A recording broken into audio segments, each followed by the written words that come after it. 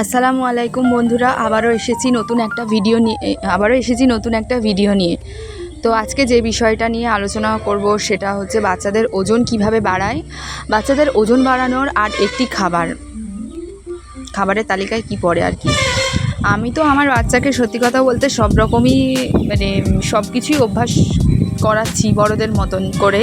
ওকে আলাদা করে তেমন কিছু দিই কখনো কখনো দিই, একেবারে যে দিই না সেটাও বলা ভুল, কখনো কখনো দিই। তবে ও বেশিরভাগ আমাদের হাঁড়ির খাবারেই অভ্যস্ত, আমরা যা খাই সেটাই। তো তার মধ্যে একটি খাবার হচ্ছে, আপনারা নিশ্চয়ই বুঝতে পেরেছেন, যেটা আমার হোয়াটসঅ্যাপের দেখে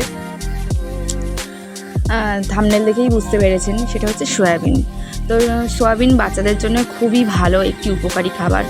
সয়াবিনের মধ্যে রয়েছে জিঙ্ক, পটাশিয়াম, ম্যাগনেসিয়াম ইত্যাদি, যা বাচ্চাদের উচ্চতা ও ওজন বৃদ্ধিতে সাহায্য করে এবং বাচ্চাদের ত্বকের জন্য খুবই ভালো এবং চুল ক্ষয় প্রতিরোধের ক্ষমতা আটকায়।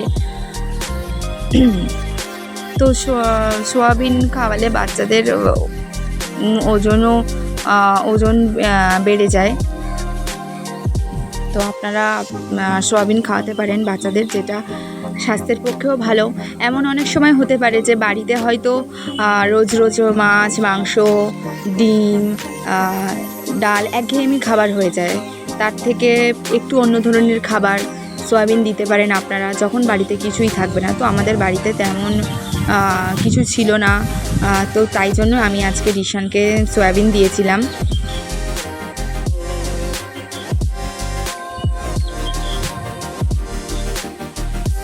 দেখুন রিশানের কাণ্ড কারখানা। রিশান কি করছে? রিশান এতক্ষণ খেলা করছিল, স্নান হয়ে গেছে। এইবার এই যে সয়াবিনের কথা এতক্ষণ যে বললাম, এই যে সয়াবিন নিয়ে বসে পড়েছি রিশানকে খাওয়াতে।